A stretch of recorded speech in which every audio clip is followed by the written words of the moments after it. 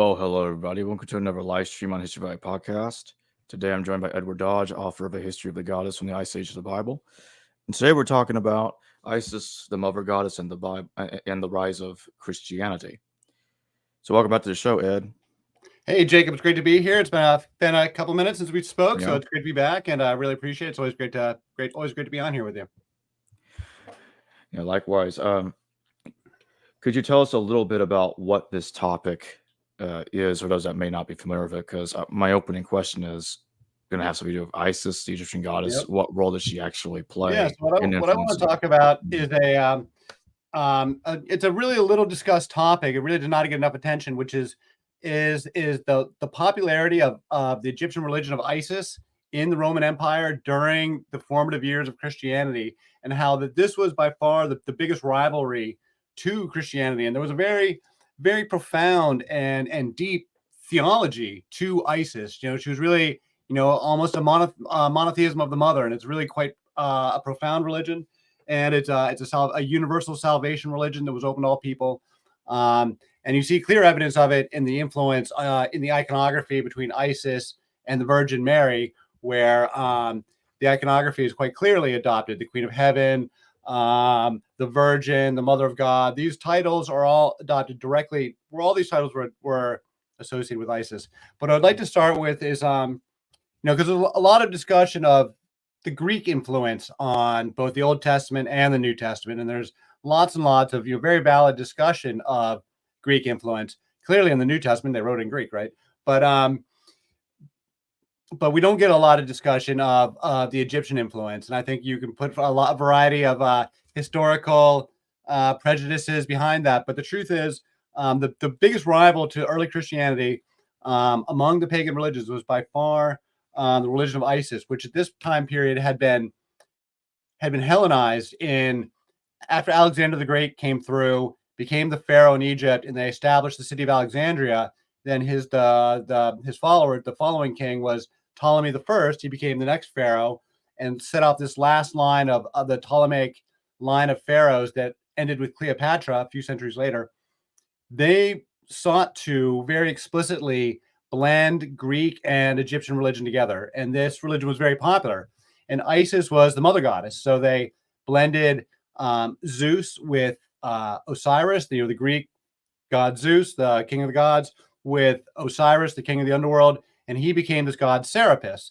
And they took Horus, and I think they blended him with Apollo, and he became the sun. And so you have the Father, Son, and the Mother, and it's a trinity of Mother, Father, Son. And this was a rivalry to the Orthodox, who give us a trinity of Father, Son, and Holy Ghost.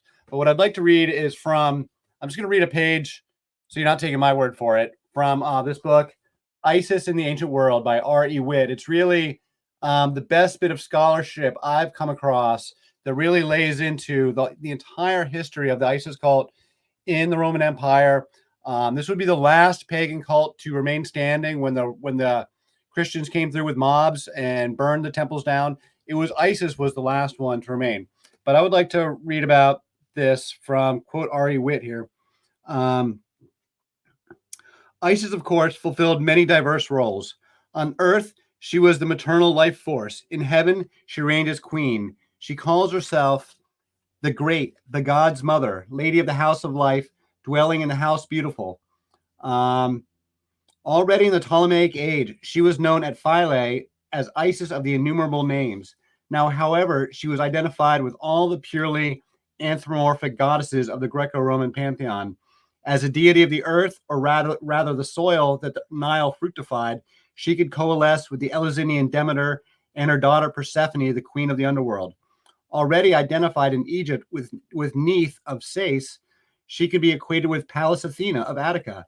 A very early text had her showing her expressing delight with what she beholds. Naturally, therefore, she could become Aphrodite and Venus, goddess of beauty and love. She could assume the queenly office of Hera, consort of Zeus, himself then identified with Serapis, ruling as mistress of all three dominions, heaven, earth, and hell. As can be seen in the novel by Xenophon of Ephesus, she could enter into a peculiarly close union with Artemis, goddess of virginity, the divinity with lunar powers who presided over childbirth and whose light shone upon dead men in the darkness of Tartarus. She could be worshipped as the great mother of all nature. She could be the personification of wisdom, Sophia, and philosophy.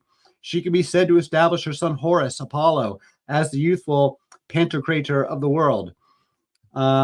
Isis was all things to all men. This was what made her so formidable a foe to Jesus and the ecumenical Paul.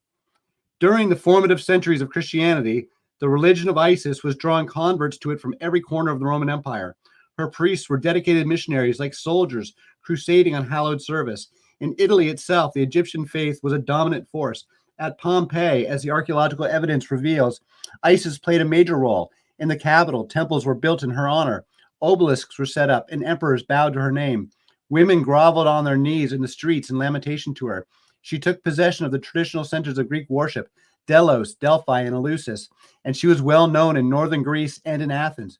Harbors of Isis were found on the Arabian Gulf and in the Black Sea. Inscriptions show that she found faithful followers in Gaul and Spain, in Pannonia, and in Germany.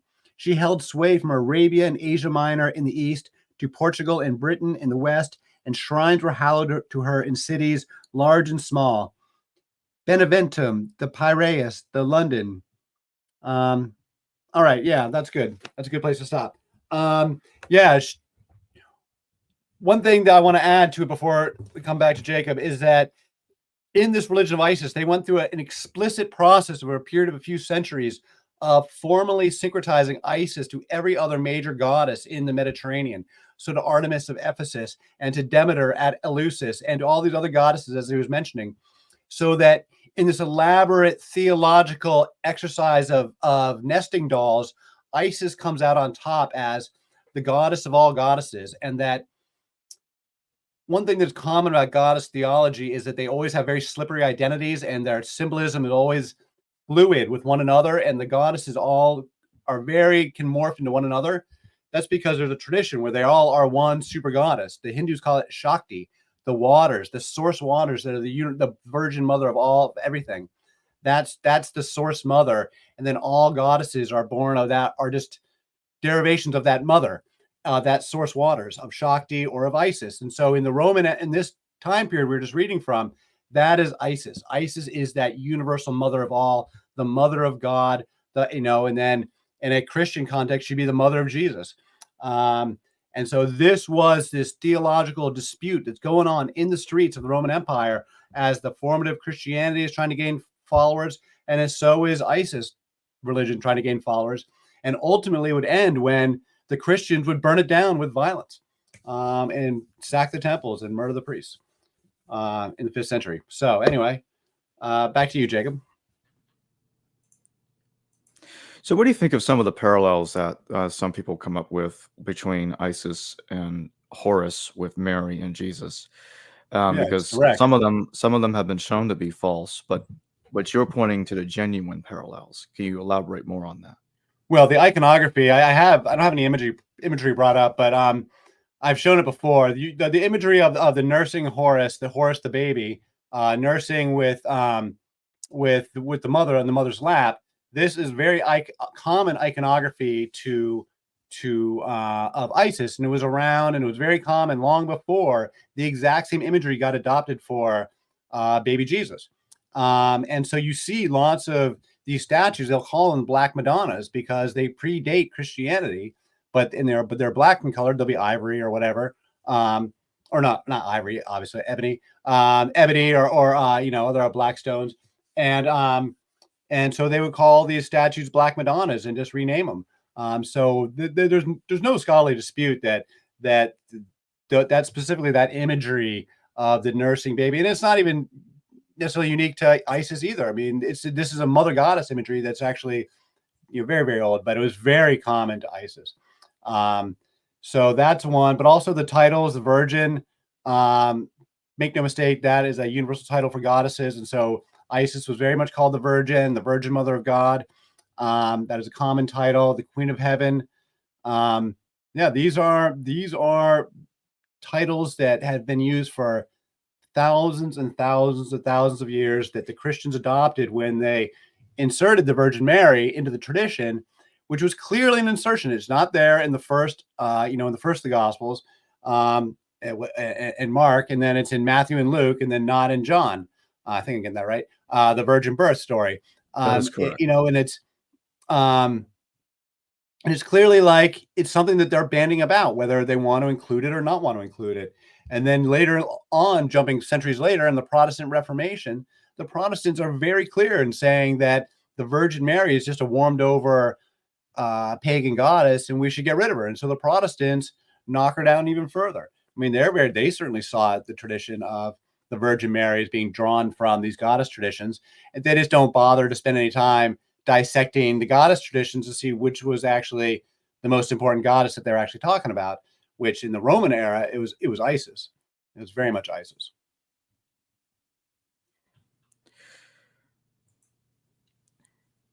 So what do you think caused later Christians to increase the importance of Mary? I mean, the mother has always been popular religion. She always belonged to all the people and was always at the heart of popular culture. I mean, the Virgin Isis traditions are not, when they talk about these mystery religions, like the mystery religion of Demeter, sometimes you get the impression that these are sort of obscure, marginal cults that are off doing some secret thing off in the corner of the, Greco-Roman world. That is not the case. These are the most popular culture. This is the big popular culture of the day. The goddess traditions, because the mother brings the wheat, she brings the beer, she brings all of the alcohol, all of the feasting, all of the life, death, and renewal traditions, all of the sex. It all comes from the mother and is all associated with goddesses. And so these are popular traditions. These have to get shut down with force because people like them. They didn't want to get rid of the mother. She's very popular. So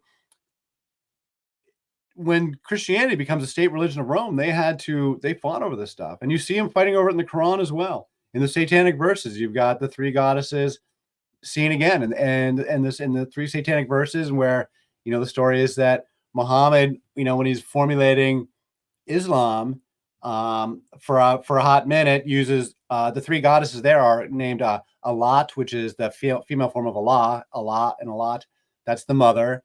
And then Manat is the maiden, and Al-Uzza is the death goddess, like Kali.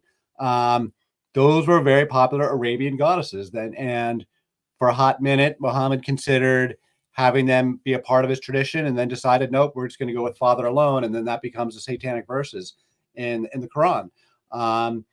So we see this fight going on over and over again. It's in the Old Testament. That's what all my history of the goddess stuff with Asherah.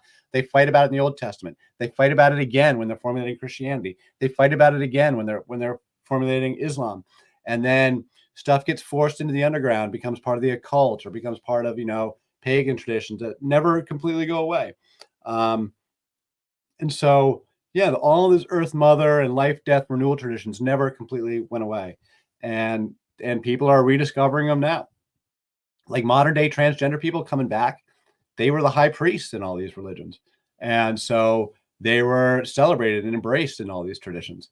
And so that's like the living, exemplar of that's exactly what the book of Revelation is like warning that when the whore of Babylon comes back, like they're talking about the mother goddess coming back. And so when you see this stuff happening, you can see why Christians are really freaking out about it. Because it really starts to play into the book of Revelations and end times kinds of theological visions. So do you think that Mary, that there was a historical Mary that is the mother, the historical Jesus, but she was deified and not really deified, but remade to parallel the mother goddess? Or do you think Mary is entirely an insertion? Well, it depends if you're going to give any credibility to the Gospels at all, that these characters, I trust Mary Magdalene is like a real person. Do we trust that there was a mother of Jesus named Mary? If you want to, that's a question of, I don't know, like how you want to accept the reality of a, there would be a historical Jesus would have a historical mother. So was she there on the ground at the crucifixion, or is that just all fiction? Who knows? We have no idea. But clearly, once they started writing about her, they're writing about her in the language and using the symbolism of the common goddess tropes that are well known in the culture, and they're clearly trying to win over converts. They need to bring some of it in, and then the Mary tradition that does take off, the formal Mary tradition that gets becomes part of the Catholic Church, that gets centered in the city of Ephesus, right? The same city where they had one of the greatest temple of the ancient world was the temple to Artemis in Ephesus, is one of the ancient 7 wonders of the ancient world. And it's where Paul goes in the book of Acts and starts a riot arguing about Artemis. And that's a temple that the Christians burned down and sack. And it's also where the formal Catholic tradition of the Virgin Mary gets centered in the city of Ephesus. And they create the first Mary churches in Ephesus. But also, it was extremely common to go around, once Christianity started taking over, was to convert old goddess temples, old temples to Venus, temple to Artemis, the Pantheon in the Parthenon, I mean, in Athens, that's for Athena. They went and renamed these all as temples to the Virgin, as churches and cathedrals to the Virgin Mary, like the Hagia Sophia. That was a goddess temple. The Church of the Holy Sepulchre in Jerusalem, that was a temple to Venus. It's all over the place, where the whole first wave of great Catholic cathedrals in the middle 5, 6, 700s, they're just converting old goddess temples all over the place, and naming them for the Virgin Mary. And so this is again part of this living tradition where they want to keep the heart and soul of what's good in these mothers' traditions. They don't throw it all out. King Solomon, and I think, is a conduit to make it, because they turn the mother into Sophia. This is one part of the goddess traditions that they like and that they want to encourage. So even in Christianity, they keep a big solid dose of it, more than the Muslims do and more than the Jews do. Christianity keeps the most amount of the mother in it, even as it is circumscribed compared to a full-blown mother goddess religion. So do you think that during the mythologization process of Jesus, when these texts were being written down and he was turned into the Son of God, do you think they retrofitted Jesus in a way to parallel the archetypal son of the mother goddess that died and rose again? Absolutely. I mean, I've argued this elsewhere with swoon theory. You can look at the way that crucifixion and resurrection story happens with the women all around him, specifically with the women being around him, that this is like they acted out one of these Eleusinian mystery rituals in public. Like they faked a death in public. I argue all about it, like that they could be drugging him with the sour vinegar up on, or the wine vinegar on the cross, that this could be a narcotic. They're knocking him dead, making him look dead, faking his death, and that it's the women doing it. Now that's a theory, or it's just a narrative. It's not proof, right? It's just a narrative. But nonetheless, you can see that narrative in the text, and you have to believe that at the time the biblical writers were writing this stuff in the 1st century, when Isis is all over the place and all these other goddess religions, Sibylle too. I mean, there's multiple religions in the Roman Empire. That yes, they're absorbing these tropes or using these tropes, and they're trying to, and they're speaking a religious language that people understand, that like there's a way to become deified, and like that is to die and rise again, and like there's a process that people need to see to accept you as a god. That's kind of a theory anyway. But I don't think you can just go walk around and proclaim yourself a god. You have to like answer and rebut certain questions, and like sort of have to have answers for certain theological claims. And it would be a process to become deified and to satisfy the public, for whom religion isn't just, bullshit superstition. It's something that they talk about and rationalize over centuries. The pagans had all sorts of like profound philosophical traditions of their own. And so to win over converts, you're going to have to come up with a profound philosophical arguments of your own. And those arguments don't just like come out of whole cloth. It takes time to generate them. And a lot of the stuff, religious language, is painted in poetry. It's not written in math. It's not written in equations. It's written in allegories and poetry and illusions and symbolism.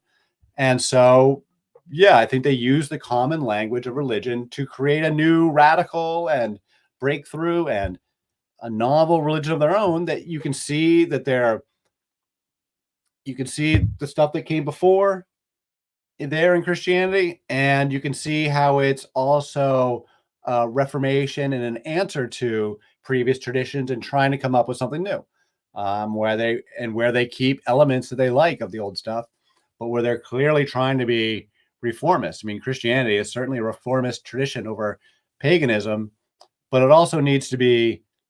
It's designed to be a popular religion. Christianity was always designed to be a popular religion, and always designed to be a mass market religion open to everybody. So is ISIS. These are both two popular salvation religions where you come to this religion to find salvation, like salvation from your sins, salvation from death, salvation from whatever you're looking for. Both of these traditions were open to all people, women, slaves, anybody. So they were competing for converts, and so you've got to come up with good tasty stories that are as good as the other guy's story, as good music as the other guy's music, as good food as the other guy's food. You got to come up, you got to win people into your temple. So yeah, I think they're doing a whole lot of stealing while simultaneously modifying the rival traditions to suit their own theological agenda. One where it's all father and no mother. I mean, that's the central thing of monotheism: all father and no mother. So, which traditions do you think influenced the Christian view of the mother goddess most significantly? Obviously, Isis being one of them.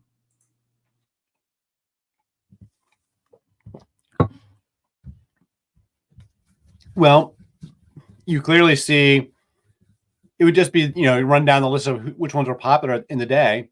I mean, Paul goes and visits the Temple of Artemis, and there's a lot of rivalry with the Temple of Artemis in various non-canonical or sort of heretical texts. I think one's called the Acts of John, which is kind of this wild Gnostic story of the Apostle John visiting the temple in Ephesus and like bringing the roof down and killing the priest, and then doing some magic and bringing the priest back to life and winning over all the converts in Ephesus. I'm not sure when that story dates to, but that's even a little too wild for the Orthodox Church. There's clearly a rivalry there. Cybele, the great mother goddess of one thing I would like to point out in the Roman Empire is that on the sex stuff, Cybele goes with Mithras as like the mother-father sort of pairing. Cybele is a very, very old religion from Turkey that goes back to the dawn of the Neolithic, back to Çatalhöyük, and they have some like really gnarly traditions in the Cybele. So all the really wild sex and blood-soaked stuff you find in the Temple of Cybele, where it's like the ecstatic priests castrating themselves, or they would have a sacrifice where you stand underneath a grate and they would sacrifice a bull above your head and all this blood would pour down on you, and crazy orgies and all that stuff. You can find all the wild and crazy, like shocking kind of stuff was really going on in the religion of Cybele. They weren't doing it in the street because the Romans didn't accept that kind of behavior in public, but it was definitely going on behind closed doors. But that stands in contrast to the religion of Isis, where the sex is much more prescribed, and there is sex, and there was still temple prostitution in the religion of Isis, but it's much more refined and respectable, not wild and crazy. Even the prostitutes to Isis would have rituals for clean sex, and there's a whole process. They would take time off and ritually purify themselves. And the religion of Isis was quite respectable, and it was not wild and crazy. It was for like upper middle class people. It was a very respectable religion, and I just want to make that one point, that the sex stuff there is sex stuff going on, and they do celebrate sacred sexuality, but it was not wild and crazy sex like public orgies or anything like that. That existed in other traditions. But in the Roman Empire, you could have gone either way. If you want the wild blood-soaked stuff, you could go be in the Cybele religion. But that religion was not as popular as the religion of Isis. And Cybele and Isis were formally syncretized, so that Isis was still the mother goddess above Cybele as well. Anyway, so yeah, there's a process of winning over converts. Actually, I think a big part of what, speaking to the sex stuff, a big part of what makes Christianity popular, I believe, is its sexual chastity. Christianity is a chastity religion.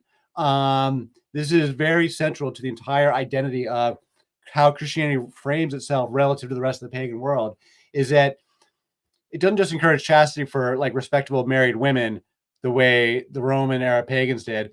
It also prescribes chastity for men. And all of the major figures of Christianity, Jesus, I believe, is chaste. I do not believe there's any marriage with Mary Magdalene or babies or sex. I think it's totally chaste. Paul is clearly chaste. Most of the church leaders are like generally like, it's really central to like Christian theology and morality is sexual chastity, and that sex should only be limited to only in marriages, and there's no temple prostitution or sacred sex or any way, shape, or form that you can promote sex outside of marriage. It's very, very important to Christian morality. And this is wrapped up in the arguments over the mother, because it's the religions of the mother that are where you would find the prostitutes, the temples of Aphrodite, the temples of Isis, the temples of Venus, would have been very much places for sexuality. So this is clearly like, again, people have been fighting about sex for a long time, and sexual morality has been up for grabs, and has been fought over and refought over and refought over century after century after century over very extended periods of time, long periods of history that human beings have.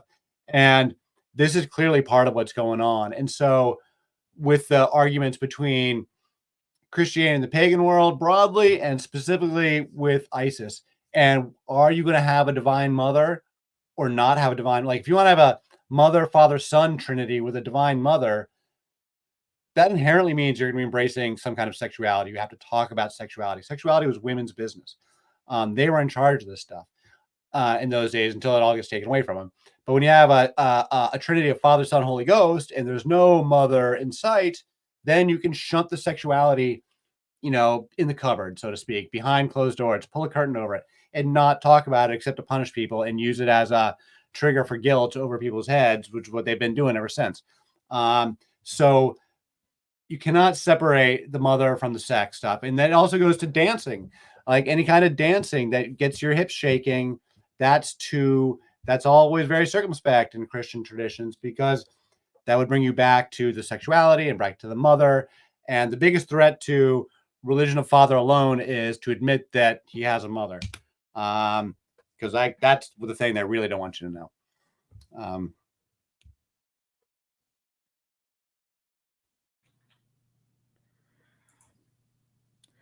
We're going to take a couple of comments here real quick. I can't see any comments. You see it right here? All right. Mary isn't divine. She's a saint. All right. So, I mean, if that, in certain Catholic traditions, you can, that's how the Catholics want to define it. That's fine. Yeah. I mean, clearly the Catholic, she is not divine. She is the human mother of God by Catholic traditions. But then, on a practical day-to-day level, she is the one that everybody's praying to. And she is the intermediary by which you reach God. And she is like, takes on this pseudo divine role, almost divine, but not quite. They don't want to let her in Catholic traditions. But if you're a Gnostic and you weren't Orthodox Christian, you would have a very different view of the Virgin Mary. You might well see her, because the Gnostics loved the Divine Mother. If you read the Gnostic texts, it's overflowing with talk of Divine Mother. And Mary Magdalene was the apostle to the apostles, and she's central to the whole story. So yeah, I mean, certain Christian traditions want to downplay Mary, but other Christian traditions would turn her into a legitimate mother of God. Depends on which tradition you want to be a part of.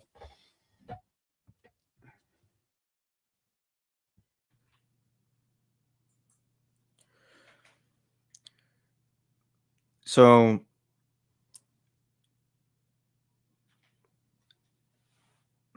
how should I put this? So when you look way later, and they want to downplay the role of Mary, what do you think caused them to decide to want to downplay? Because at one time they wanted to upscale her character, obviously, as you talked about earlier, and then they reverse course.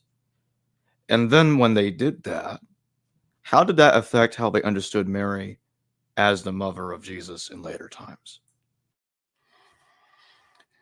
I mean, the Protestants, it's a very, I can't say why.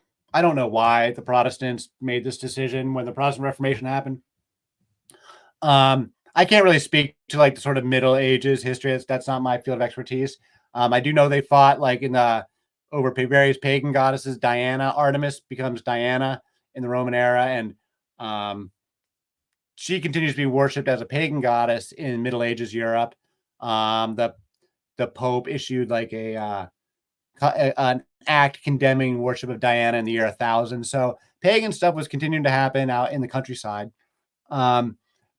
But that's a different question than from the Virgin Mary and the Catholic tradition, and how I'm not an expert on the Catholics in the Middle Ages, but I do know that for the Protestants, this became a very defining issue of how they separated themselves from the Catholics. And I'm not really sure why they did decide to do that. You'd have to ask Martin Luther. I don't know. But they clearly did. And it was, having been raised a Protestant, going to a Presbyterian church as a kid, and then also having some Catholic exposure, it's a huge distinction. I mean, there's just no Virgin Mary anywhere in Protestant church. You just never see her on the wall, and no one talks about her. And no one in Sunday school, we didn't care about this story about.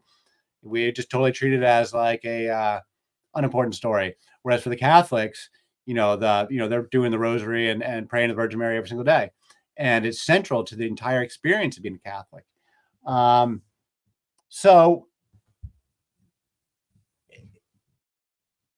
yeah, it's a very interesting question why in the sweep of history, things went in that direction when they could have theoretically gone in a different direction. With regards to the Virgin Mary, they could have decided to elevate her in that time period, but in the 1600s, but they clearly did not. I mean, this is a period when they're still burning witches. This is a period when they've been burning witches for 300 years at this point. This is a period when we kick off the Enlightenment. Francis Bacon and various other Enlightenment thinkers kick off the scientific Reformation, and they are like Descartes as well. Bacon and Descartes are the first sort of out of the gate. And in the early 1600s, they're both quite mystical, religious people in their own way, but they were definitely both hostile to like nature, or like not as hostile. Bacon was like said something to the effect of, we're going to vex Mother Nature and force her to reveal her secrets. The scientific method was going to be like to pry nature apart and figure out how it all works. And we've kind of been doing that ever since. We've been just sort of chopping nature to bits.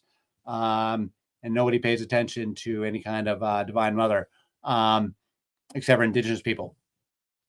But they were clearly, because the theology is fundamentally about nature and our connection to nature, and are we a part of nature, or are we separate from nature?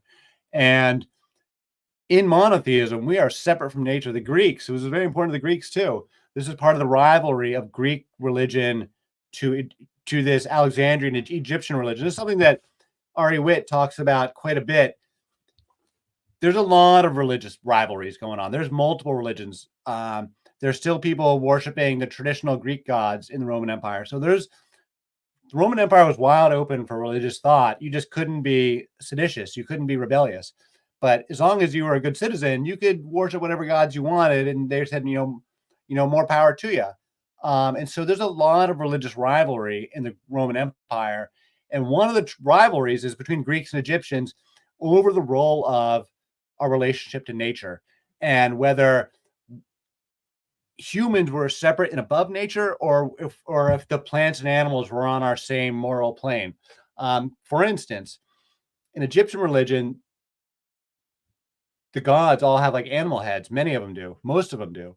And this blending of a human body anthropomorphically with an animal was a real affront to Greek sensibilities. To the Greeks, the human body was made above all else and was the apex of God, and the idea that we are made in God's image and humans are separate and above nature and the most beautiful work of God, the most important work of God. And So for them, this blending of nature was an affront and something that just aesthetically or theologically, philosophically, they did not agree with. And so for them, we are not a part of nature. We are separate and above nature, and we dominate nature. Whereas if you had these more Egyptian sensibilities or more indigenous sensibilities, where you're more connected to the mother, you would say that the plants and animals are on our same moral plane, and we owe, moral dignity to animals. This is something that's common in indigenous people. This is something I don't need to really prove. Native American hunting practices kind of thing where they pray to the animals and try and show respect. This is what religion of the mother is all about, this connection to nature, being a part of Mother Nature. Monotheism does not teach that. The Greeks still had it, some of it, but the monotheism is a full-on divorce from, this is really what I argue about the history of the goddess, and that the Old Testament, it's a divorce. A very real fight. In that period, it's the goddess Asherah, Astarte, and Anat in the Old Testament. And they are very formally kicking them out and shutting down the temples and putting the priestesses out of business and saying, we're not going to worship these goddesses at all, so we can just be Father alone. And then they have to go through a theological exercise to absorb all the elements of the mother that they want or need to have around to satisfy the spiritual appetite of the public. But the Jews were just a small group of people. They were not, they were not a small group per se, but they were one group among many people in the broader world, and everybody else was still pagan, and everybody else still had a divine mother. One thing I like to say about monotheism, or about the only people in all of human history that don't believe in divine mother in some capacity, are monotheists and atheists. Everybody else in all of human history has believed in some version of divine mother. So it's this chapter of history that we're living through right now, where worship of a divine mother is not common. That's actually an aberrational of the broad sweep of human history, which is why I see it coming back in a future Reformation. Not so much today, but I do have no doubt that there will be divine mother worship returning as new religious formulations some point going forward. So we got a couple of super chat questions from Jesus Tales. Thank you for your super chat, Jesus Tales. Galatians 4. Paul calls the Jews the children of Hagar and the faithful the children of Sarah. Was this part of the mother goddess tradition? So the stuff with Hagar and Sarah is super, super interesting, because this is really, really old time period. Now, these are folk stories. We don't, we can't ascribe any historicity to them, but we can, in terms of folk tradition, place them in the Middle Bronze Age, like 2nd millennium BC. Abraham is like pre-Hyksos, or like we're talking 1600, 1800 BC, time of Hammurabi. That's when these stories take place or are drawn from, or what have you. And what we're seeing, something I hypothesize and I argue, is at this time period in history, there was both matriarchal, I argue that traditional family structures are tribal and matriarchal.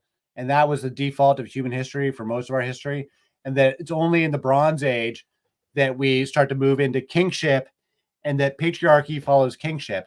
And patriarchal family structures only become, not to say they never existed, but they only started to become common in the Bronze Age, which is, 5,000-6,000 years ago going forward. And so in this time, in this time period, 2nd millennium, there are both matriarchal and patriarchal families living side by side. And you see this in a bunch of these older parts of the Bible, where you see these very odd things happening in terms of how the families are structured, that we don't do today. The Levirate marriages, and so I believe that there's a transition going on, and so in a tribal matriarchal family, women have much more authority, because the children all belong to them, and the property all kind of belongs to the women. In a matriarchal, thing to define a matriarchal family structure versus patriarchal is that you track the blood lineages through the mothers, which means you do not need to control the women's sex lives. You're not controlling for paternity. So you're not controlling for whether women are monogamous or not. This is a very big difference. Secondly, when you get married in a matriarchal family, you would go, the man would go live with the woman's family. In a patriarchal marriage, the woman lives with the man's family. So if the man's coming to live with the woman's family and the woman's staying put with her mother and her sisters, her aunties and grandmothers and cousins, and all the women stay together and they own all the property, this is obviously hugely advantageous for the women. They raise the kids in groups, and when there's an unhappy marriage, they send the man packing, or many of these marriages were just visiting marriages to begin with. This is why you see Abraham and Sarah kind of coming and going throughout their lives, because they have one of these old matriarchal marriages. Sarah is a matriarch. Abraham is the first patriarch. He is born into a matriarchal world.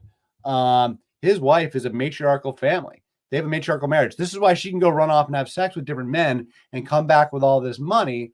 And Abraham doesn't get upset about it. He says, oh, I married my sister. Well, why is he married to his sister in the first place? Well, that's because, again, they're not tracking paternity. In a world where you don't track paternity, no one's really concerned about, marrying her. I mean, apparently in those days. So there's all these odd things happening. And then again, so the story with Hagar, Sarah can't have a baby. That's Sarah's handmaiden, Sarah's slave, that she offers up to Abraham to have a child.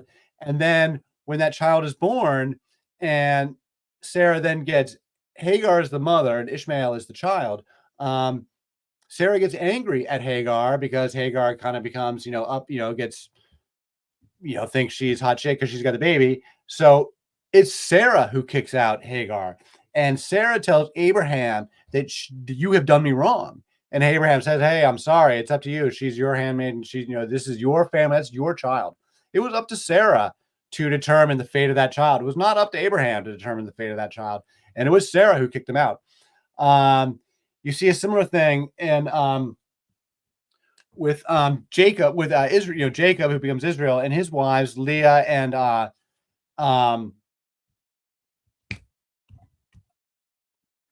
Leah and his other wife, who are sisters. And, again, the women are telling Jacob who to sleep with. The women are naming the babies.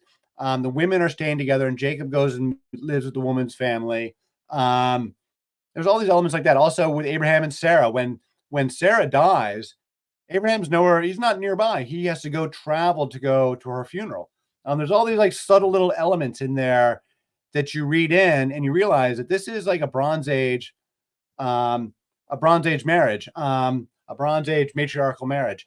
And the flip side of it is a levirate marriage, where you bring the woman to live in the man's house. Well, now the woman is very disadvantaged if the man dies or if it's an unhappy marriage. This is where you get that situation with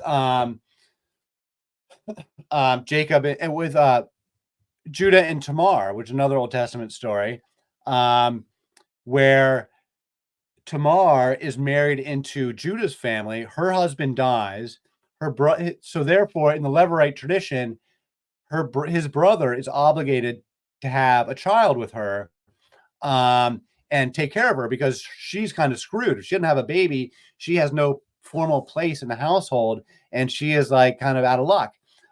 So the second brother is obligated to take care of her and have a baby with her, but then he doesn't want to do it. So then he has sex with her, but he doesn't impregnate her. He spills his seed on the floor, and so God punishes him and he dies. And then there's a third brother, but now Judah, who's the father, is worried that this girl is bad luck and doesn't want to give her the third son. And so this is when, in a very famous story, Tamar, who is now this widow in her husband's household, later on in life, after Judah himself becomes a widower, he's going to go to a festival, and she knows that he's going to cavort with Kadesha, temple, what they call the temple prostitutes, but the holy ones, the priestesses, and that he's going to cavort with a priestess. And so she goes and puts on her Kadesha robes. Apparently it's something she's allowed to do. And she goes and stands out there, and she gets impregnated by Judah. And then she establishes that her place in the household, kind of tricks Judah. But and then that becomes the family line of the tribe of Judah that becomes ultimately the line of Jesus, of David and Solomon and Jesus. So are born of this holy woman. So you see these vestiges of the old traditions in the really oldest parts of the narrative of the Old Testament, the Bronze Age, pre-Egyptian parts of the narrative. You see a bunch of evidence of the matriarchal stuff. Also in the you see it with the Song of Deborah and the Song of Miriam too, which are like from the time of the Judges, which would be after the Exodus, but before King David takes Jerusalem in 1000 BC. So we're talking Bronze Age collapse, 1200 to 1000 BC. They're still tribal Israelites. Deborah is a matriarch. She's a tribal matriarch, and she's calling to the men to battle. She's in charge. She has got authority. Miriam is the sister of Moses. She is the leader of the women, the prophetess. And they sort of push her out of the story quite rudely. So you can see vestiges of the matriarchal traditions, and then you see them fighting about it. And then you see them getting rid of it. You see them fighting about Asherah, obviously, in the Book of Kings. So, and the farther back in time you go, the more you can see the goddesses. This is part of my thesis, is that the farther back in time you go, the goddesses are more fully empowered in the earliest writings of the early Bronze Age. And as we go through the Bronze Age, you see them being chipped away, chipped away, chipped away.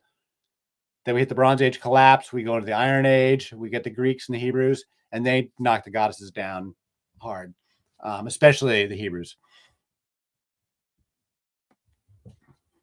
We got another super chat question from Jesus Tales again. Tammuz was wept for in Ezekiel. Daniel 11 refers to the one woman Ador. Both remind me of the women weeping for Jesus. Both relate to mother cult.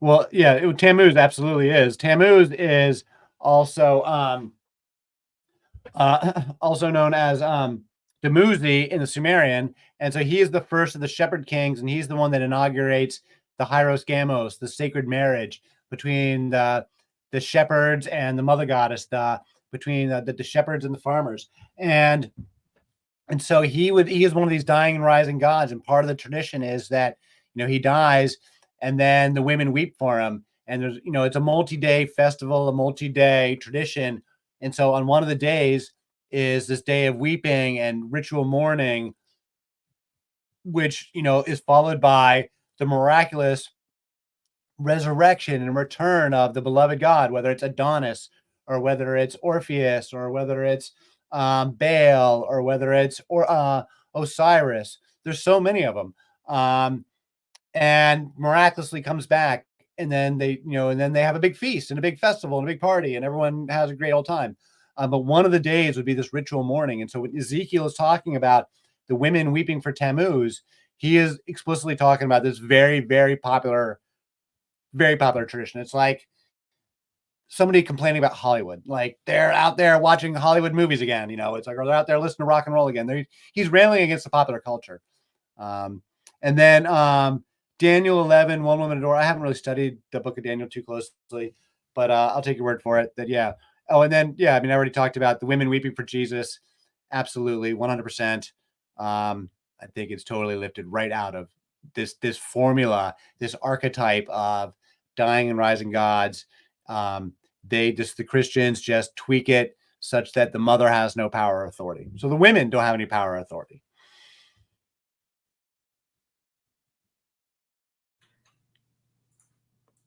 Jesus Tales, another super chat. Thank you very much. The rebellion of Absalom is heavily used in the Gospels. His mother is Makkah. Joab is told by a woman that Abel Beth Makkah is an old, wise city in Israel. Do you see in Makkah a goddess trad?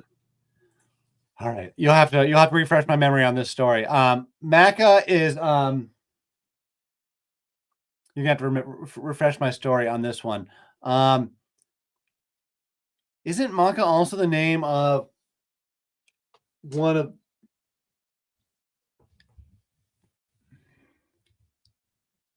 So what is the? All right, remind me, Jacob. What is the rebellion of Absalom? I don't know this story. I think it's an Old Testament story, if I remember correctly. I actually haven't looked into this in a while. Yeah, I don't know. I don't know. I'm sorry, Jesus Tales. We appreciate the super chat, but I don't know this story. It's okay. It's in 2 Samuel. And I think it's in 2 Samuel 15, 1-20. Somewhere in there. Isn't Makkah also the name of the queen that they overthrow. That Solomon's grandson overthrows. Shit. Now I'm spacing on the names. And then followed by Jezebel, and then followed. Oh no. No, it was Maacah, Jezebel's daughter. I should know this off the top of my head.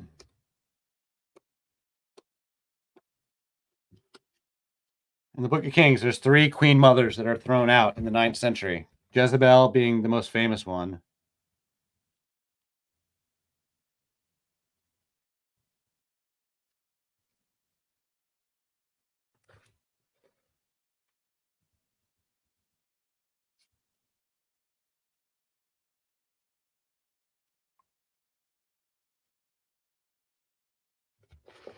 Oh, when they smashed the bronze serpent, when Hezekiah smashes the bronze serpent, that is totally like a goddess symbol. The serpent, the whole Garden of Eden story is like the divorce papers. One of my thesis is that the Garden of Eden story is the divorce papers, like signed, sealed, and delivered. And everything about Eve, the tree of life, the tree of knowledge, the Garden of Eden, the serpent, all of this stuff is straight lifted right from goddess. This is all goddess theology, goddess symbolism, and they are condemning it and criticizing it and saying, I'm going to stomp on the serpent becomes a villain, when the serpent had always been the symbol of wisdom. And serpents were, really, really common in goddess traditions. And they would cultivate snakes because the temples were also granaries. And so they would cultivate snakes to chase the rodents away. And in fact, apparently that's quite effective. And so snakes they liked them. And I think they would, sometimes get bit by snakes on purpose and get like, a psychedelic kind of visions from snake bite poison too. But so when Hezekiah smashes the bronze serpent, that is very much like part of this Reformation where they're fighting about it.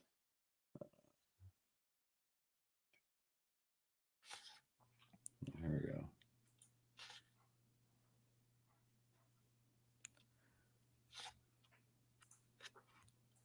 CHP says the Levitic priests in Jerusalem did the same Queen with Mother Asherah, Maacah. downplaying and eventually erasing her, despite still following a lunar calendar. The Levitic priests in Jerusalem did the same with Asherah, downplaying, eventually erasing her. Yeah. Oh, yeah, absolutely. Yeah, this is my whole. Yeah, absolutely. The Levitical priests were at war with the Asherah cult and her followers. So yes, Queen Mother Maacah.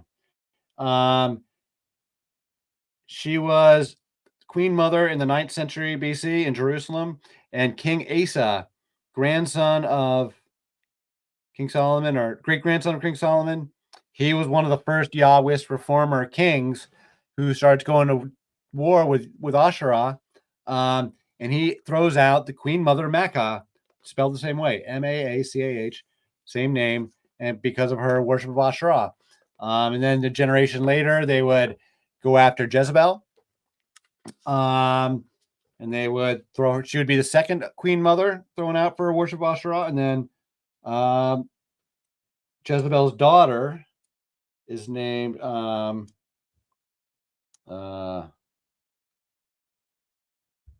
Athaliah. Yeah, Athaliah. She had married the king of Judah, so she was queen mother after all these assassinations, the same assassinations that killed her mother. She became the solo queen mother in Jerusalem, the one and only queen mother who ruled in Jerusalem in that time period. And she was an Asherah worshiper, and they killed her too. So that makes 3 queen mothers within, a 50-year period. They were overthrown in the 9th century as part of this. And I actually take that to be historical events. I actually am perfectly willing to believe that those were very real assassinations of very real people. And as part of this bloody, I mean, it's political. It's it's a political fight, but it's also a religious reformation where the Levitical priests were really trying to do something pretty radical.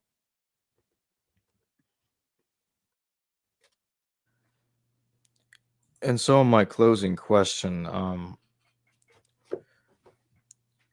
by which time do you think that the mother goddess worship was totally stamped out of Christianity entirely? And where can listeners find more information about your work? All right. Yeah, I mean, we can see it's pretty clearly gets stamped out in the 5th century.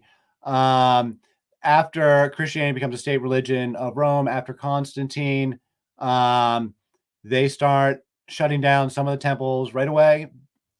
Constantine's mother is the one who chooses that Temple of Venus to become the Church of the Holy Sepulchre. So they start shutting down some of the temples right away, but they don't really do it completely until a couple emperors later, so in the 400s. And then it's over the course of the 5th century is when they're really going hard on the goddess temples and shutting them down. And this, in this time period, they would have certainly. I'm not an expert on the Virgin Mary, like the precise development within the Catholic tradition, but they certainly would have had it dialed in at this point. But the very last goddess temple that was standing, that was still popular, as far as I know, was the Temple of Isis at Philae, which is in the Nile River, an island in the Nile in Egypt. That was a very popular temple site. You can still go there today. Tourists can go there today. And that was in the 500s sometime. And that was the last standing, mother goddess temple of any report that was still going as a going concern.